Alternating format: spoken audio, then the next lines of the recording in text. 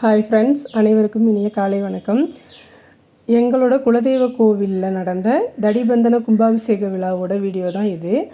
எனக்கு தெரிஞ்ச வரைக்கும் நான் உங்களுக்கு சொல்கிறேன், ஏன்னா எனக்கே முழுசாக தெரியாது. இப்போ கோலம் போடுற டைம் பார்த்தீங்கன்னா விடிகாலம் 3:30 மணி, பூஜை 5 மணிக்கு ஸ்டார்ட் ஆகிடும்னு சொன்னாங்க. ஸோ அதனால் 3 மணிக்கே போய் கோலம்லாம் போட்டுட்டு வந்துடலாம், அதுக்கப்புறமா கிளம்பி போகலான்னு சொல்லிட்டு போனோம். ஆக்சுவலாக எங்கள் கோவில் மெயினில் எங்களுக்கு தெரிஞ்சவங்க போட்டுட்டாங்க. சரி, உள்ள சாமிகளுக்கெலாம் மட்டும்தான் நாங்கள் போட்டோம். பூஜைக்கான ப்ரிப்பரேஷன்லாம் ரெடி ஆகிட்டு இருக்குது. இந்த இடத்துல தான் அம்மனை வைக்க போகிறாங்க. ஐயர்லாம் வந்துட்டாங்க காலையிலேயே. ஒருத்தராக இப்போ தான் வரவே ஸ்டார்ட் பண்ணியிருக்கிறாங்க கோவிலுக்கு. இதுதான் எங்கள் கோவில் ஃபுல் வியூ. நான் இப்போயும் ஒன்று எடுத்திருக்கேன், திரும்ப நல்லா விடிஞ்சதுக்கப்புறமும் ஒன்று எடுத்திருக்கேன் பாருங்கள். நாதஸ்வரம் சிம்பிளாக தான் பண்ணினாங்க ஃபங்க்ஷன். ஆனால் மனசுக்கு ரொம்ப நிறைவாக இருந்துச்சு. எல்லாருமே எங்களுடைய சொந்த பந்தங்கள் தான். எங்கள் கோவில் எங்கே இருக்குது அப்படின்னு பார்த்தீங்கன்னா, தென்காசி மாவட்டம் ஊர்மேல் அழகியான் கிராமம். கிராமம்னா ரொம்ப சின்ன கிராமம்லாம் இல்லை, பெரிய ஊர் தான் எங்களோட ஊர். எங்கள் கோவிலில் உள்ள சாமிலாம் பார்த்தீங்கன்னா முத்தாலம்மன், சாஸ்தா, பூர்ணகலா, புஷ்பகலா அம்மன், கருப்பசுவாமி, செகப்பாரமுண்டம், சுடலைமாட சுவாமி, பைரவர், வடக்குத்தி அம்மன், இந்த மாதிரி 6-7 சாமி இருக்கிறாங்க எங்கள் கோவிலில். வருஷம் கோவில் கூட ரொம்ப சிறப்பாக நடக்கும். எங்கள் ஃபேமிலி ஃபுல்லுமே பார்த்திங்கன்னா எங்களை 3 கட்டு வரி சொல்லுவாங்க அந்த கோவிலில். 3 குடும்பமுமே சேர்ந்து ஒன்றா கிராண்டாக பண்ணுவாங்க வருஷமே. இந்த வருஷம் அடுத்த மாதம் செப்டம்பர் மாதம் 22, 23, 24 அந்த டேட்டில் நடக்குது. விளக்கேற்றி ஹோமம் நடத்துவாங்க இல்லையா, அதுக்கான ப்ரிப்ரேஷன் ஒர்க் ஸ்டார்ட் பண்ண போகிறாங்க. இவங்க என்னோடய சின்னத்தை, அவங்க தான் விளக்கேற்றுறாங்க. அந்த பக்கம் இன்னொரு பாட்டி ஏற்றுறாங்க. இதெல்லாம் கும்பாபிஷேகம் பண்ணுறதுக்கான கும்பங்கள் அலங்காரம் பண்ணி வச்சுருக்குறாங்க. எங்கள் குலதெய்வம் முத்தாலம்மனுக்கு தான் உற்சவர் சிலை அடித்து வச்சுருந்தாங்க. உற்சவர் சிலை அடித்து ஒரு 5 இயர்ஸ் ஆகிடுச்சி. சில பல காரணங்களால் எங்களால் இந்த தடிபந்தன கும்பாபிஷேகம் பண்ண முடியல. கடவுள் புண்ணியத்தால் இப்போ அதுக்கான நேரம் கைக்கூடி வந்திருக்குது. இதுதான் எங்கள் கோவிலேருந்து எடுத்த வியூ, இயற்கையோட வியூ பாருங்கள் எப்படி இருக்குதுன்னு. இப்போ பூஜை ஸ்டார்ட் பண்ண போகிறாங்க. டைம் பார்த்தீங்கன்னா ஒரு 5:45 அந்த மாதிரி இருக்கும். லைட்டாக அப்படியே வெளிச்சம் வர டயத்தில் தான் பூஜை ஸ்டார்ட் பண்ணாங்க. இதில் 5 ஜோடி உட்காந்து ஹோமம் பண்ண போகிறாங்க. அதில் ஃபஸ்ட்டு பார்த்தீங்க அப்படின்னா எங்களோட தாத்தா, அவங்க தான் ரொம்ப வருஷமாக இந்த கோவிலோட நிர்வாகம்லாம் பார்த்துக்கிட்டு இருந்தாங்க. கிட்டத்தட்ட 2 கும்பாபிஷேகம், எனக்கு தெரிஞ்ச 2 கும்பாபிஷேகம் அவங்க தான் பார்த்தாங்க. அவங்களும் அந்த பாட்டியும் உட்காந்தாங்க ஃபஸ்ட்டு. அதுக்கடுத்தது இவங்க 2 பேரும் பார்த்திங்கன்னா அவங்களோட பையனும் அவங்க மருமகளும், இவங்க 2 பேரும் உட்காந்தாங்க பூஜைக்கு. வீடுனா ஒருத்தவங்க உட்காருவாங்க. இது கோவிலுங்கிறதுனால 3 குடும்பம், அவங்களோட தலைமுறைகள் தான் இப்போதைக்கு இந்த கோவிலில் சாமி கும்பிட்டுட்ருக்கோம். அதில் உள்ளவங்களில் ஒரு 5 தம்பதிகள் உட்காந்து ஹோமத்தில் பூஜை பண்ண போகிறாங்க. அதில் ஒருத்தருக்கு ஒருத்தர் மாலை மாற்றி, ஐயர் அவங்களுக்கு விபூதி வச்சு ஒருத்தருக்கு ஒருத்தர் மாலை மாற்றி விட சொன்னார். இதெல்லாம் பார்க்கும்போது ரொம்ப என்ன சொல்ல, அவங்களுக்கே ஒருத்தருக்கு ஒருத்தர் வெக்கப்பட்டு மாலை போட்டுக்கிறது அதெல்லாம் இந்த பாட்டி பார்த்திங்கன்னா மாலையே போட மாட்டாங்க, வெக்கப்பட்டு போட மாட்டேன்னு சொல்லிடுவாங்க. அந்த மாதிரி ஒரு சின்ன சின்ன விஷயங்கள்லாம் ரொம்ப ஹாப்பியாக இருந்துச்சு பார்க்குறதுக்கு.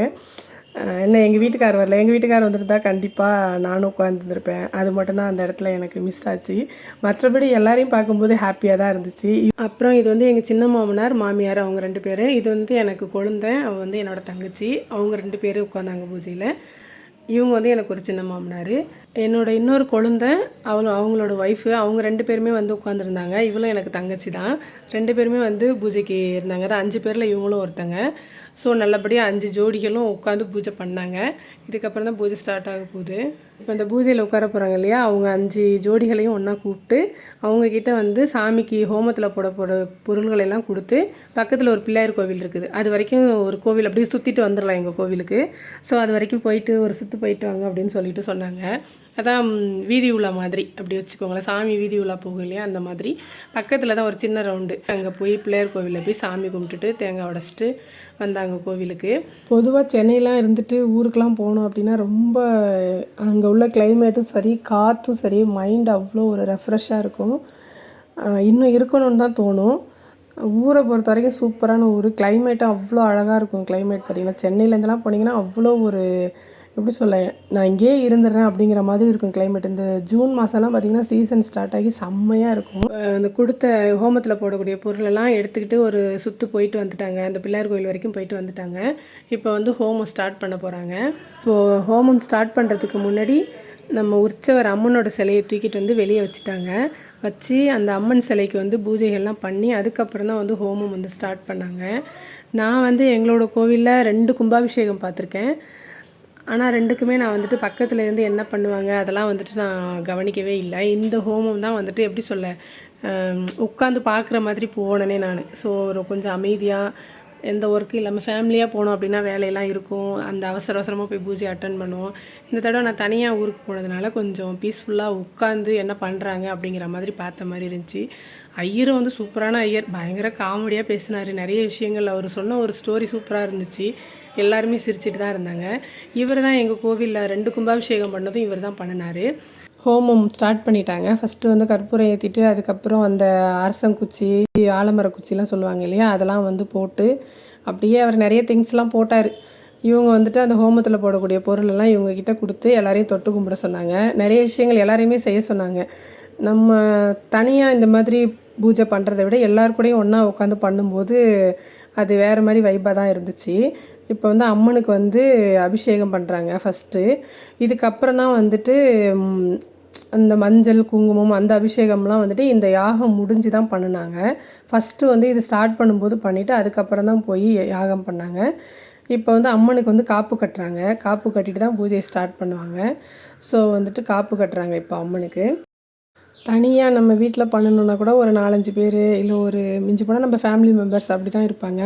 இது ஒரு 3 குடும்பம், அவங்களுடைய தலைமுறைகள் எல்லோரும் ஒன்றா உட்காந்து பண்ணும்போது மனசுக்கு அவ்வளோ ஒரு நிறைவு. ஒற்றுமையாக இப்போயும் செய்கிறோம் அப்படிங்கிறதுல அவ்வளோ ஒரு சந்தோஷம். நல்லா இருந்துச்சு உட்காந்து நம்ம அதை மைண்ட் வந்து அவ்வளோ ஒரு சொல்ல முடியாத அளவுக்கு ஒரு ஹாப்பினஸ் இருந்துச்சு மைண்டில். நெக்ஸ்ட்டு வந்து இந்த ஹோமத்தில் போடக்கூடிய பொருளெல்லாம் கொடுத்து எல்லாரையுமே வந்து ஒருத்தராக போட சொல்லி சொன்னாங்க. மொத்தம் வந்து 2 ஹோமகுண்டம். ஃபஸ்ட்டு இந்த ஹோமகுண்டத்தில் தான் வந்துட்டு யாகம் வளர்த்தாங்க. அதுக்கப்புறம் இது வந்து 8 மணிக்கு முடிஞ்சிருச்சு இந்த பூஜை. அதுக்கப்புறம் 9:15 to 10:15 தான் வந்துட்டு கும்பாபிஷேக டைமிங். அப்போது வந்து இன்னொரு ஹோமகுண்டத்தில் வந்து யாகம் பண்ணாங்க. அது வந்து ஸ்வஸ்திக் மாதிரி டிசைன் பண்ணியிருந்தாங்க அந்த ஹோமகுண்டம் வந்துட்டு. அதுலேயும் வந்துட்டு பூஜையெல்லாம் பண்ணிவிட்டு அதுக்கப்புறம் லாஸ்ட்டாக தான் வந்து கும்பாபிஷேகம் பண்ணி அதுக்கப்புறம் வந்து அம்மனுக்கு வந்து அலங்காரம் பண்ணி பூஜை பண்ணி தான் முடித்தாங்க இந்த கும்பாபிஷேகத்தை.